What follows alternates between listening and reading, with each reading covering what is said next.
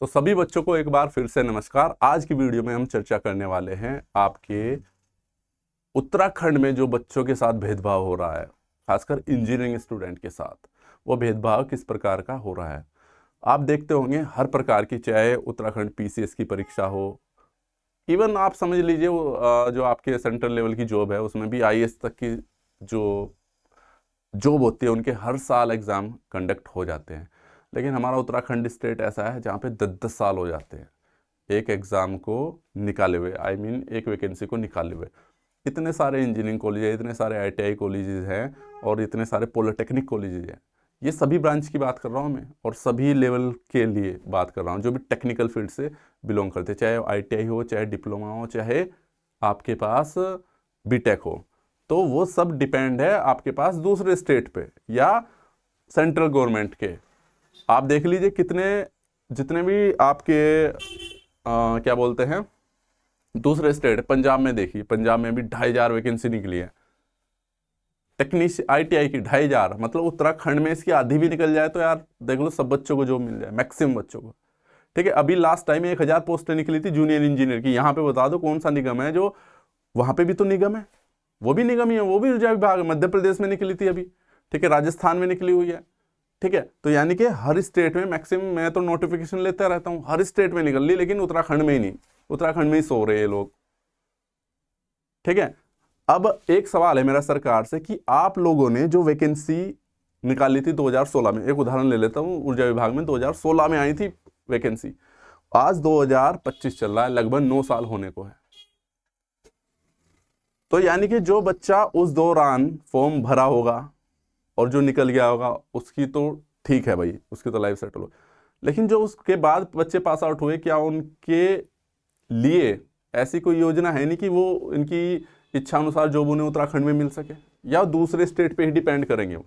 मतलब मैं उत्तराखंड में पढ़ा हूँ, उत्तराखंड में सारी चीज़ें मैंने की हैं, उत्तराखंड में ही जॉब नहीं है, उत्तराखंड में ही मैं जॉब नहीं ले सकता। इतना बुरा हाल है सरकार का, सोए हुए हैं लोग। और दूसरा सवाल कि क्या इन 9 सालों में ऊर्जा विभाग हमेशा एक्सप्लोर कर रहा है। मैं हमेशा बोलता हूँ ऐसा तो है नहीं कि भाई जो आपके कस्टमर है घटे बढ़े ही होंगे, पॉपुलेशन बढ़ रही तो डिमांड भी बढ़ेगी, डिमांड बढ़ रही तो कस्टमर भी बढ़ेंगे। ठीक है, ऐसा नहीं लोगों की कमी नहीं इनके पास, लोगों की कमी नहीं, लोगों की कमी है, लेकिन उन कमियों को कैसे पूरा कर रहे हैं? संविदा से। ना इनके पास संविदा का कोई प्रॉपर प्रोसेस सिस्टम है कि हाँ भाई संविदा में भी मैं उन लोगों को ले रहा हूँ जो बेचारे पढ़े लिखे हैं। संविदा में भी कैसे भर रहे हैं वो? थर्ड पार्टी के थ्रू। थर्ड पार्टी कैसे भर रही है? अपने रिश्तेदारों को, जान पहचान को। हमने आज तक नहीं सुना कि संविदा की भर्ती ऐसे हुई है और ये मेरिट लगी है, इसका कोई एग्जाम हुआ है। ठीक है, बट ठेकेदारी में चल रहा है सारे काम। ठीक है, अभी प्रीपेड मीटर, जो मीटर है उनकी, जो प्राइवेट कंपनी को दे दिया ठेका। चलिए खैर वो बात अलग है। ठीक है, लेकिन एक बेसिक सी, मेरा कहने का मतलब है कि बेसिक सी जो रिक्वायरमेंट है जेई की, टेक्नीशियन की, भाई ये प्रोफेशनल कोर्स कर रखे हैं बच्चों ने, जो कहाँ जाएंगे इनके लिए तो आप भर्ती निकाल सकते हैं।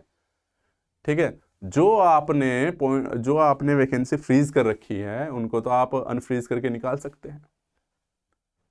ठीक है, यूपीसीएल ने पैसे, वित्तीय भार की वजह से काफ़ी वैकेंसियाँ फ्रीज कर रखी है कि भाई वित्तीय भार ना पड़े डिपार्टमेंट के ऊपर। तो भाई वित्तीय भार कहाँ से पड़ेगा? आप हर साल तो उसमें यूनिट के चार्ज बढ़ा देते हो, यूनिट के चार्ज बढ़ाते हो तभी पैसा बढ़ता है, तभी आपकी सैलरी भी बढ़ती है, उसी हिसाब से आप बढ़ाते हो। उसका सारा एनालिसिस करता है डिपार्टमेंट।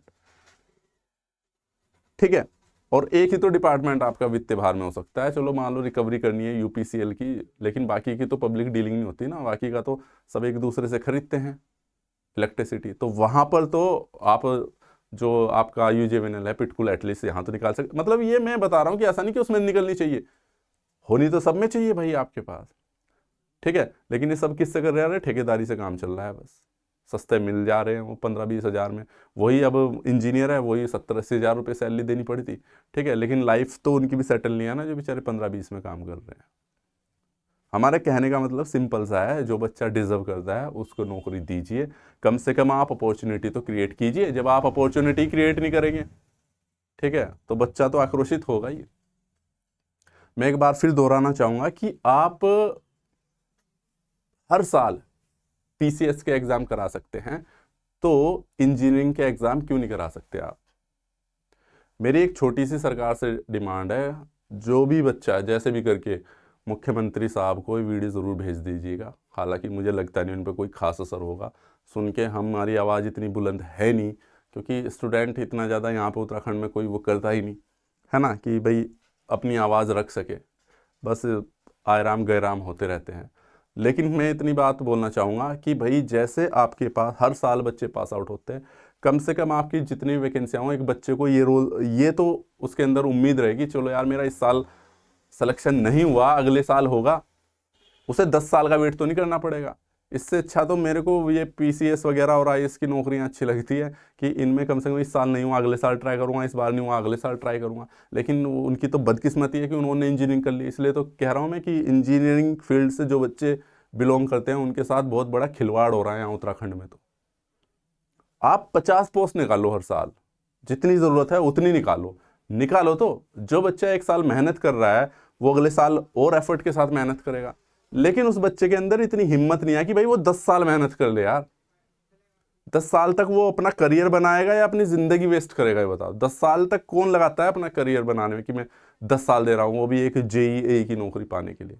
उसकी तो आधी उम्र चल जाती है। वो 20-22 साल में वो डिप्लोमा या बीटेक कर लेता है। ठीक है, बच्चा कोई भी है 2-3 साल तक तैयारी करता है, उसमें अपना जी जान से मेहनत करता है। वो आधा आधा मोरल आप लोग डाउन कर देते हैं, वैकेंसी नहीं आ रही, वैकेंसी नहीं आ रही।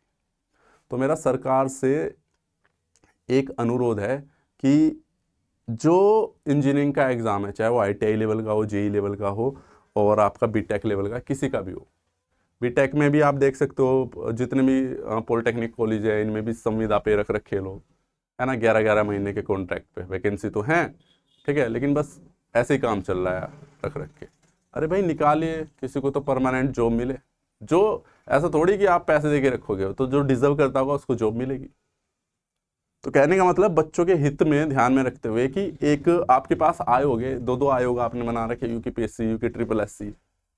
ऐसा भी नहीं कि आप लोगों ने कराना, कि आयोग इसलिए तो बनाए ना, आप हर साल एक पेपर कंडक्ट कराइए, जो भी डिपार्टमेंट में वैकेंसी है। जो बच्चा इस बार रह जाएगा वो अगली बार निकालेगा। ठीक है, अब 10 साल तो कोई बच्चा वेट नहीं करेगा ना, उससे बच्चे का भविष्य ही खराब हो रहा है। 10 साल कौन वो करेगा आपके पास। तो खैर भाई, काफ़ी बच्चे लगे हुए हैं। मेरी सभी लोगों से अपील है, मुख्यमंत्री साहब को मैसेज भेजिए, कैसे भी भेजिए, आपका तरीका होना चाहिए, आपकी आवाज़ वहाँ तक पहुँचनी चाहिए।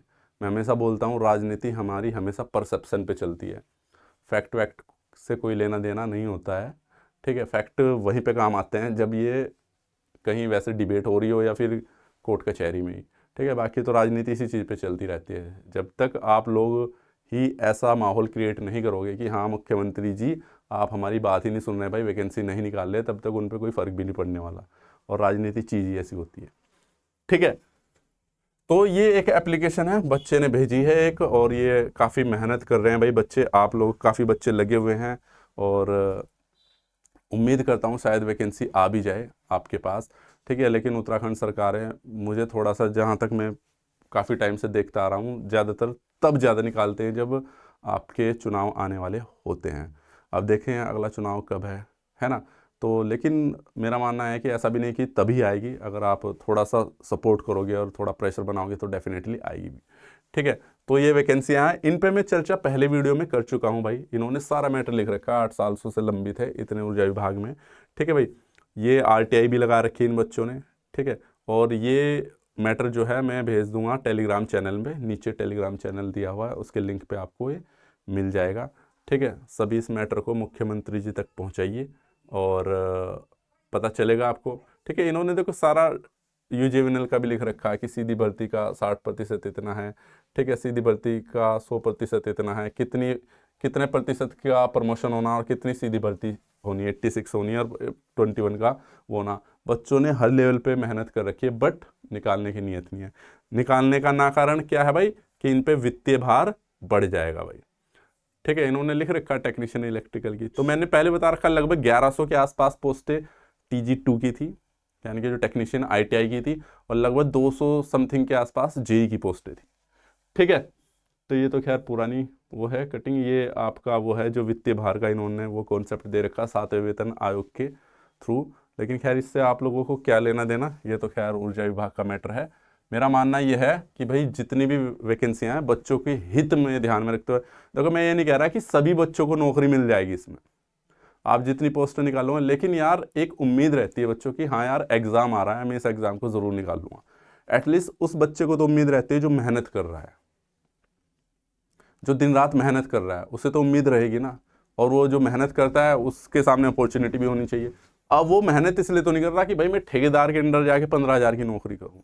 15,000 की नौकरी तो कभी भी जाके ज्वाइन कर लेगा प्राइवेट में, लेकिन उसने जिस चीज़ के लिए पढ़ा है वो चीज़, उसका हक तो उसे मिलना चाहिए।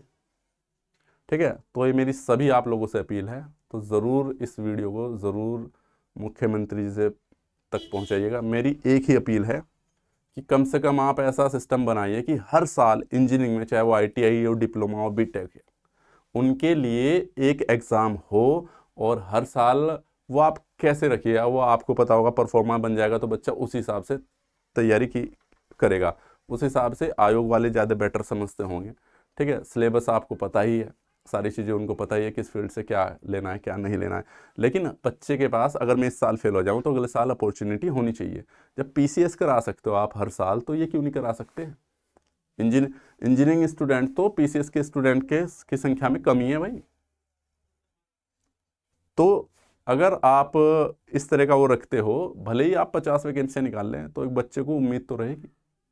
तो बस मेरा ये कहना था, आप इस वीडियो को ज़रूर टैग करके ज़रूर पहुंचाइएगा। और बाकी अपना ये जो मैटर है ये मुख्यमंत्री तक किसी भी माध्यम से आप पहुंचाइए। हालांकि बच्चे काफ़ी स्टूडेंट हैं जो लगे हुए हैं, वो मेहनत कर रहे हैं। ये देखिए हाल क्या आ गया, मतलब वैकेंसी निकलवाने के लिए भी बच्चे मेहनत कर रहे हैं, क्योंकि उन्हें भरोसा है, वो तैयारी इतनी कर रहे हैं कि हम निकाल लेंगे, लेकिन भर्ती आए तो। और ये खाली ऊर्जा विभाग की बात नहीं है, सभी डिपार्टमेंट में, UGNL में मैकेनिकल की भी आएगी, सिविल की भी आएगी, आपके जो भी इरिगेशन वगैरह है सब में भर्तियां तो रहती हैं भाई। सब डिपार्टमेंट में वैकेंसी आती ही आती है, हर एक में ज़रूरत पड़ती है, रिटायर होते हैं लोग, है ना, और स्केल बढ़ता है तो लोगों की ज़रूरत पड़ती है। लेकिन बस देने की नीयत होनी चाहिए। ऐसा नहीं कि सरकार और ये क्या नाम है ऊर्जा विभाग इसमें कुछ कर नहीं सकता, कर सकते हैं, बट एक है सिर्फ नीयत की बात है। अगर बच्चों के हितों में सोचेंगे, नीयत अच्छी रखेंगे तो डेफिनेटली दे सकते हैं। ठीक है, वरना इतना भी भार नहीं पड़ता। आपको लगता है सरकार पे जो भार पड़ता है सरकार पे पड़ता है, आम लोगों से ही लिया जाता है, वो आपको पता ही होगा। चलिए खैर ठीक है, इस वीडियो में इतना ही, मिलते हैं आपको नेक्स्ट वीडियो में। Thank you so much, all the very best.